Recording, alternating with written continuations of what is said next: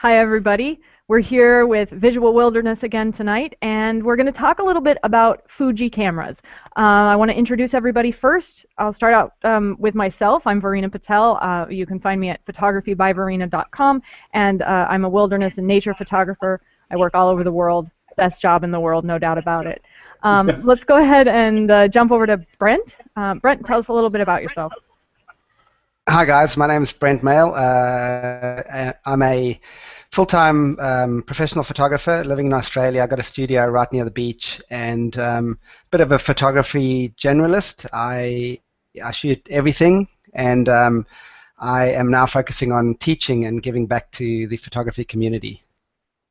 Awesome. Yeah. All right, Jay, you want to tell us who you are? Because I don't know. I know. I'm Jay Patel. I don't know Reena Patel. I've never met Jay to share the living quarters and the last name. And a merit certificate. And a merit certificate. I'm Jay Patel. I'm a landscape photographer. I went full-time, amazingly enough, only 4 months ago. And I have loved every minute of my full-time photography job. We were in Australia taking part in a landscape photography course with Brent Mail, and that was just fantastic. And if you guys haven't checked it out, you can go to our website to check it out. We've had very good reviews on it. Yeah, and that was a really cool trip. So that'll have to be another hangout, right? Yeah. All right, Leigh, go ahead. Yes. My name is Leigh Diprose, and I'm also from Australia like Brent, and I had the amazing pleasure of just meeting you guys when you came to Australia, and I was blown away at your photography. I myself am a photographer. I photograph weddings, landscapes, wildlife, all that sort of stuff. But I also happen to work for FujiFilm Australia, and I thought it was a great opportunity when you guys came over to sort of give you guys a FujiFilm X-E2 to experiment with and try it out on your landscape photography course. Yeah. And also all the students as well. We supplied some gear to them and just got them to use the cameras. So that's how I met you guys, and I'm so fortunate that I did. We're pretty darn fortunate to have met you too. Yes, Leigh brought down a bunch of equipment, and our students got to try it out. It was so much fun, and Jay and I spent a lot of time working with mirrorless cameras from Fuji while we were down there, which was just such a great opportunity for us. So Leigh, why don't you go ahead and tell us some more about what Fuji is doing right now? Yeah, so Fujifilm, as everyone's probably aware, they're heavily into mirrorless cameras. They've designed the camera from the ground up, basically. They used to do digital SLRs back in the day, the S5 Pro, if you remember that, but they really wanted to get photographers' feedback and actually listen to the photographer and understand what they needed in the field.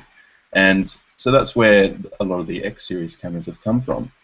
Back from the humble days of the X100, you go to the camera which I mainly use, which is the X100S, which is a fantastic camera. You go right up to the new one, which is the X-T1, which is probably getting the greatest reviews that Fujifilm's ever seen. But taking back a step, the X-E2, at the time when you guys came to Australia, that was the flagship camera, and the cameras are just made to be really small compared to a digital SLR, so you can walk a lot further with them without hurting your back. The image quality is still the same as an APS-C size digital SLR, and you're still getting a really good lens range as well, because we've got a couple of new lenses as well, which I'll go into a little bit later. Yeah, I think that both Jay and I can attest to the fact, and I know that Brent and Leigh, you can probably attest to the fact that all this gear can get really heavy. So the day, when somebody hands us a camera and says, this can do just as much as your camera can do, and it weighs a fraction of the amount, we went, yeah. All right, prove it, Yeah. Right? And I found that as well when I was out in the dunes when we were shooting. Everyone that sort of went along, all the students and stuff that went along, they all had their backpacks and everything, and I just had my little case, and I was able to walk a little bit further and find some awesome stuff. Yeah. because my gear was so light. And I've come from, like you guys, and I used Canon before, and Nikon, and Olympus, and Panasonic, all the brands, and I found I don't have to have that massive backpack anymore. It just sits under my desk right here. Right. Yeah. Right. So do you shoot with those cameras anymore, or are you just mirrorless? Interesting you say that, Jay. I was actually in Perth. I'm based in Melbourne myself, and I actually shot my last wedding on a digital SLR system last weekend, and it was kind of a sad feeling, The last wedding I shot was with a D800E and a Nikon DF, and it was a little bit of a tear in my eye because I knew that going to a mirrorless system was what I enjoy. Now the X-T1 is here, it's going to fulfill everything that I need, and I don't have to use it sort of as a backup camera or anything like that. People will say, "Oh, Lee, you work for Fujifilm, you've got to use Fujifilm cameras," and it's kind of true in a way, but I always liken it to a chef at a restaurant. If a chef cooks at a restaurant, they can always go to another restaurant and say the food is good. And that's exactly the same with me with other manufacturers and stuff. I still can use their product and say that it's good. But, now that the X-T1's there for me, it's going to be a perfect camera. Cool. One of the things that Jay and I are both looking forward to with the X-T1 is the improved weatherproofing. Because, with a job like ours, I cannot count the number of times where I've had sea spray in my camera and it stopped working, or extreme cold and my batteries are dead, or or I'm working in the rain all day long. There are so many things that can go wrong with the camera, and the weather is just one tiny part of that. But weatherproofing is huge. So, what kind of pros and cons are you seeing with the newest cameras, coming out from Fuji and the mirrorless cameras, of course, in particular? Yeah, okay. A lot of the pros, I suppose, is obviously the size and the image quality and stuff like that we were talking about before. But I think with this camera from the X-E2, when you guys used it, I asked for some feedback on the X-E2, and you listed a number of things, like the battery chamber you couldn't access when the tripod mount was on, the weather sealing. What else was there, Jay? I think you made a list of the things. And the weather sealing, and then there were some exposure was a big thing for us, because for landscape photography, when you bracket the shots, the range of exposure needs to be more than one stop. And that was a big limitation for me to shoot a lot of the sunset scenes, particularly because I wanted to bracket more. You can get around it by using filters to some extent, but depends on how complex the scene is. Yeah, but, and the funny thing is, like, all those things that you mentioned, Fujifilm brought out on the new X-T1. Yeah. Now you've got that amazing viewfinder, which is the world's biggest, and it rotates and rotates all the little info in the histogram and everything in the viewfinder. You've got the weather sealing, and you've got the side-loading battery as well with the optional battery grip. So, yeah, they're really listening to photographers, and it's really good to see. And pat on the back to the Japanese team. They're doing a fantastic job. Yeah, Jay and I were talking about that too. We were saying, I was saying, look, these guys are just having fun. You can just see it in the camera. You just want to walk in there with the engineers and be like, all right, come on, I want to play too. Yeah. All we are asking, Lee, is to let us get our hands on one of those X-T1s. That's right. You have your hands on them, and we'll be all set. Yeah. Well, I can't wait to get my own hands on one. I was lucky enough to attend the Australian press launch, and I did a blog article on the FujiFilm Australia site. If you want to go and check it out. But we had, I think there was 9 X-T1s there, and we had all the journalists there. So trying to get my hands on one was just so hard because this thing was just amazing. Oh man, you're fighting over. So I think I'm missing something here. Yeah, you are, Brent. You've got the lens, but no camera. I've got part of a camera, probably the most important part, the lens, but I think I'm missing a back Leigh. So when am I going to Yes. get the XT1 to fit onto this? Picky, That- picky. That lens that you're holding, Brent, that lens was used to shoot the front cover of our Ultimate Landscape Photography course. That's That right. 14mm lens is just Mhm. awesome. I mean, I No. love that factor on a That's top the factor 14 camera. mil.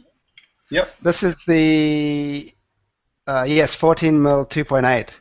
Yeah. And Yeah. you know, I found it really interesting watching Jay photograph the front cover for the Ultimate Landscape Photography course, because it's done in one of the beaches that I really love, or seascapes where I really love. It's called Fisherman's Bay, and watching him work was just amazing, especially on such a small camera. You know, I'm so used to myself when I shoot landscapes having, you know, a huge tripod that holds a huge heavy camera with quite a big lens and a lot of glass in there, and watching Jay work with such a small camera and small lens was really interesting to watch. And then for me, I guess the bonus is seeing the actual image, and in the end, you know, it was just incredible. It was such a good image. I think Jay's got it up on his screen right now. It's awesome.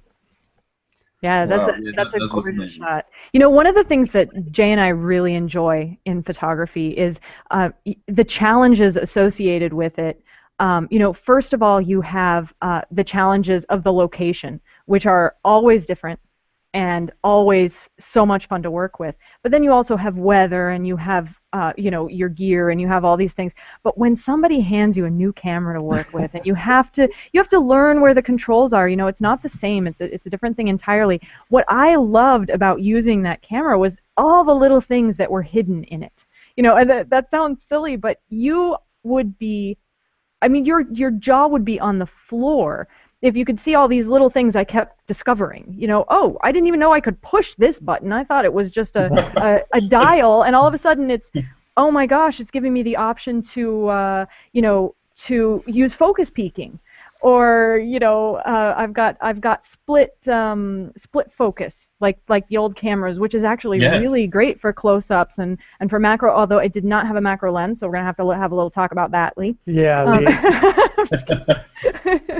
But yeah, so the challenges of using a camera you're a little bit unfamiliar with, and using it in a location where you've never been, it makes it so much fun. Yeah. Yeah.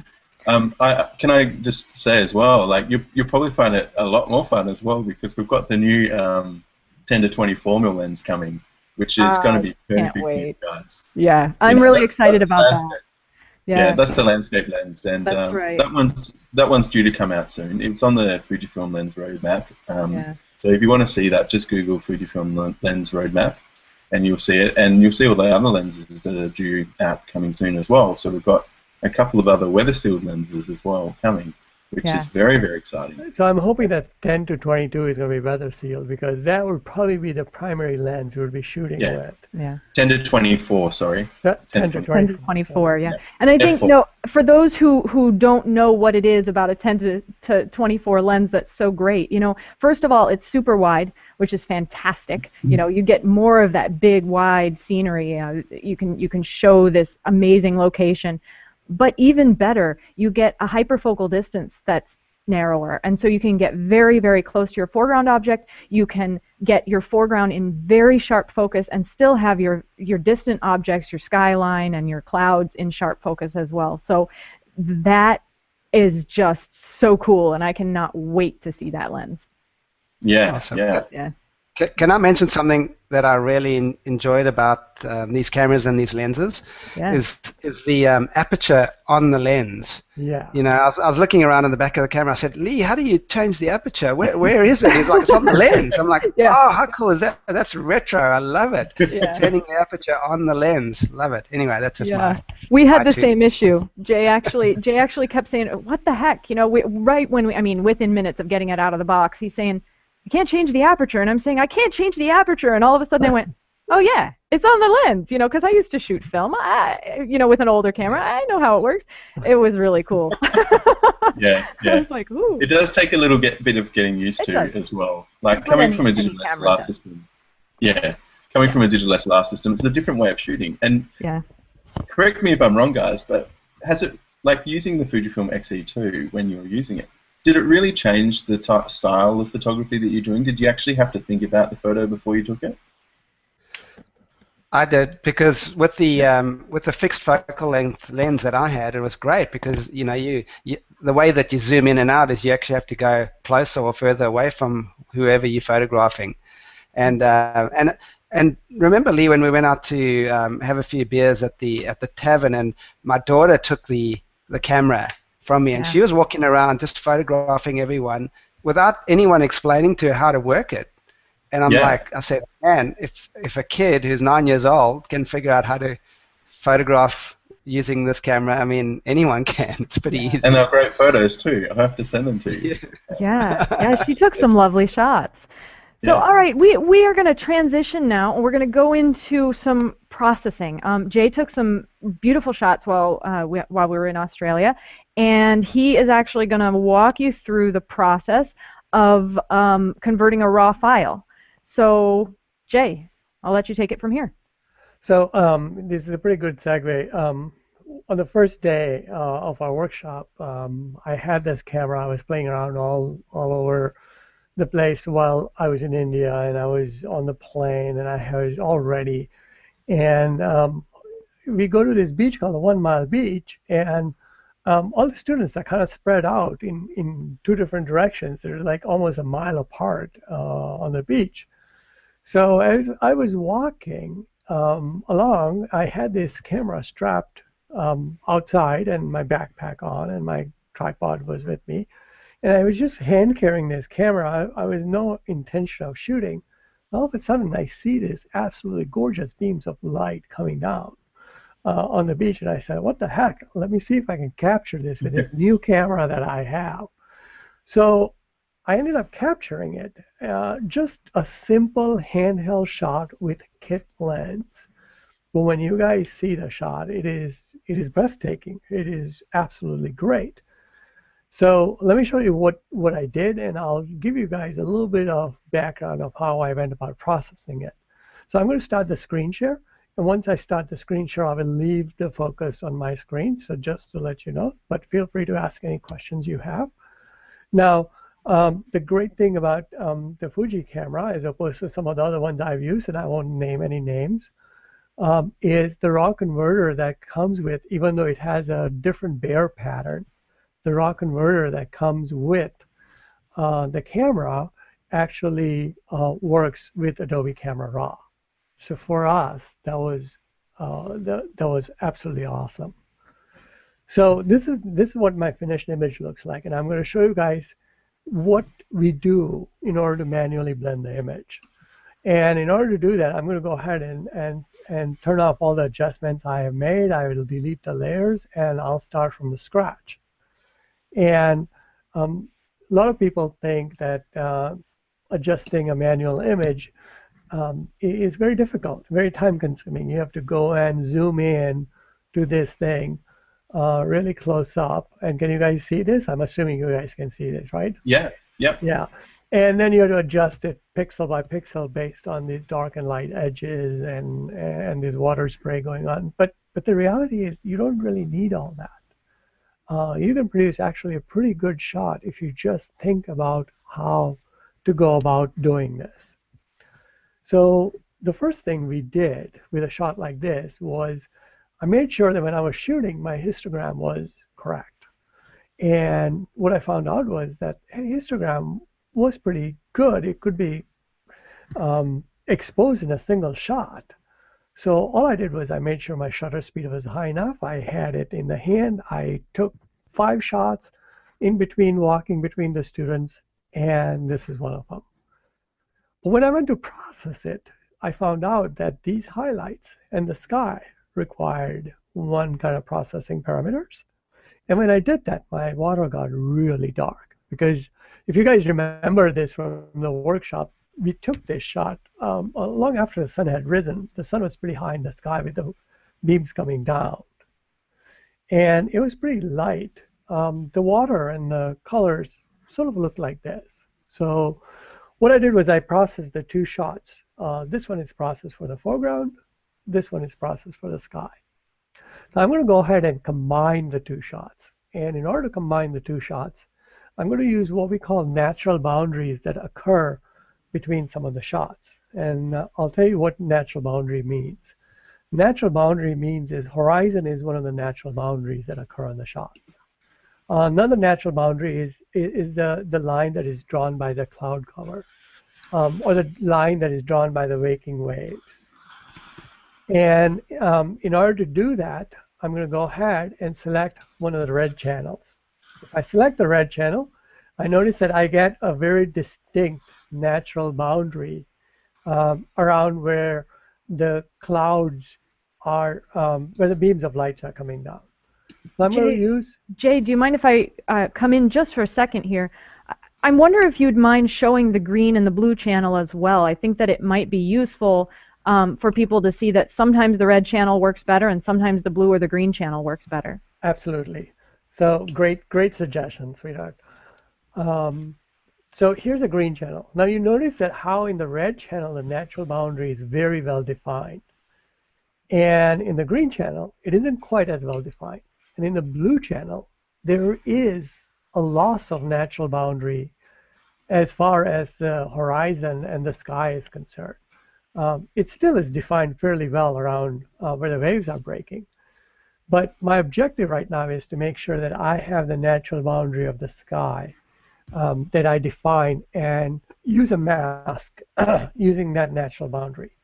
So I'm going to select all of this red channel. So I'm going to go ahead and select this. Now you notice that it only put the selection around here. That's because the selection marching ants only shows part of the image. And then I'm going to create a mask over here.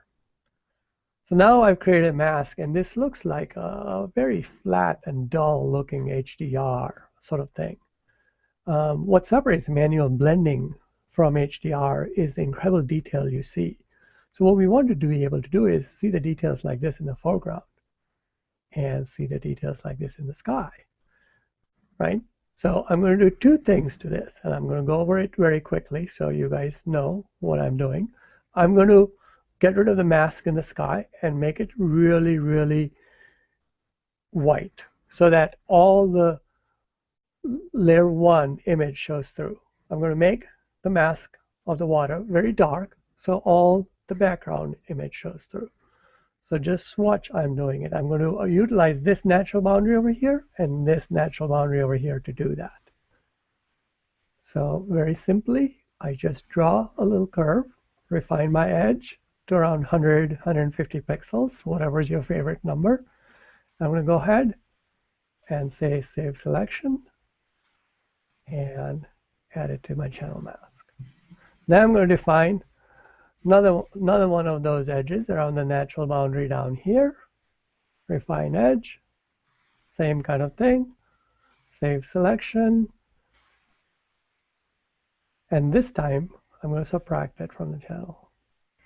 Notice that when Jay draws these masks, he's staying away from the horizon line. He's just a little bit away from the horizon line. The reason he's doing that is because the horizon has already been defined by that red channel he chose earlier, and he doesn't want to make a mess of that already nice, clean transition.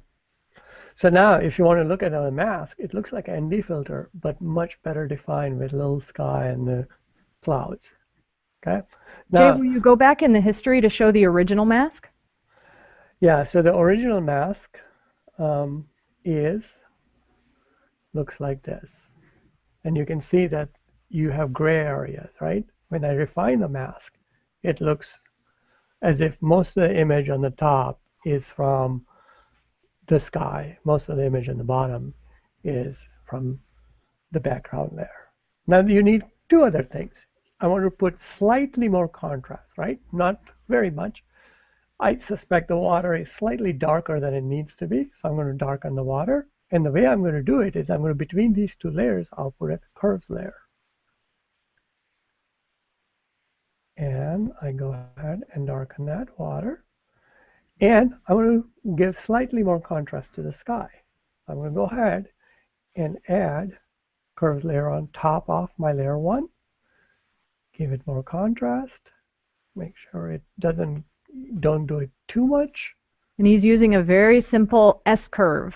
Right. We use this all the time. You'll see it 1,000 times over if you watch us process. That S-curve, which is pretty mild, pretty slight, is enough to give just a nice little bit of contrast there. And if you ever want reduced contrast because of maybe very harsh sunlight, use a reverse S-curve. Okay. I have a question, if that's okay. Of course, At this point in stage, a lot of people would sort of saturate the image and try and make that color pop. Do you guys do that at all? So let me get back to the question and let me finish one last adjustment. You notice that when I did the adjustment in Curves 2, it applied adjustments to all the layers, including the bottom one, right? If I only want my adjustments to be restricted to the top layer, all I'm going to do is go ahead in this Curves palette and say restrict the adjustments to just the top layer. And that is it. This is my finished image. I can actually flatten it out, print it large, and try to sell it to Leigh for a few $100s. Yep.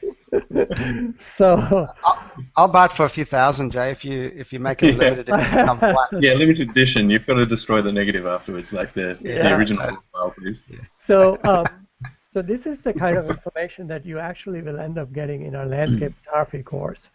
And we have quite a few of these case studies that you will see in the landscape photography course that explain how we do this blending.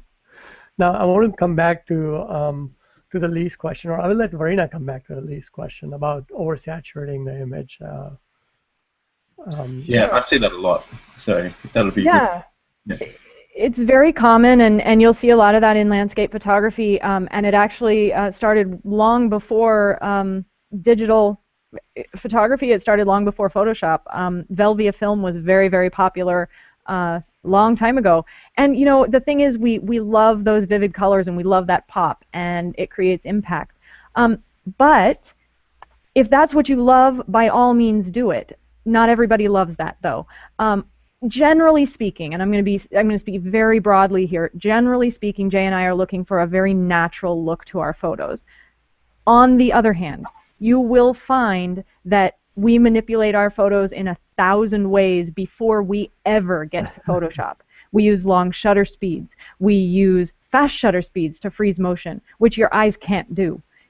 We do all kinds of things. And I'll go in and maybe an image feels a little blue to me, so I'll go blue.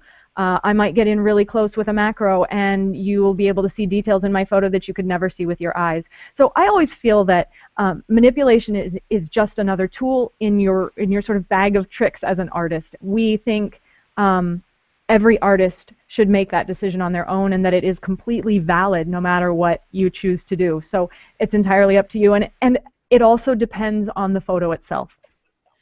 So Verena, what you're saying is don't let the camera think for you. Yeah. You're saying camera's a tool, and you need to have a vision, and then have the camera do what you had in mind originally. Yeah, that's exactly it. And I think it even goes beyond that, because I think that we each have a vision, something that's happening in our heads that we can communicate, with the world. And learning to use your camera, learning to use the controls on your camera, you can actually get really intense, amazing color just by getting your exposure right. If it's overexposed or underexposed, you end up with dull or saturated color, or dull or washed out colors. So there are techniques to do it that way too. So go ahead, Jay. One last comment on Leigh's question was it also defines your style. That's right. We go for a natural look style more, Leigh. Brilliant, vibrant, but still natural looking image. There are a lot of photographers who produce very brilliant work with HDR, very high contrast, high textured image that can sell as an artwork. So if you like that, just go for it. Nothing is wrong. I mean, it just depends on your choice. My choice is to be able to make you see the image and feel like you can actually step onto 1 Mile Beach. And that is the style we go for. Well, thanks very much. That answered my question perfectly. Good. All right, so we're going to wrap it up. We've passed our 30-minute mark by 1 minute, so you know, we're all in trouble now. But no, seriously, thank Brent's you. fault. Yeah, it's Brent's fault. We're going to blame it on Brent. Yeah, go. But yeah, so thank you so much, you guys, for being here tonight and for being involved in the discussion. We appreciate it, and we can't wait to do it again.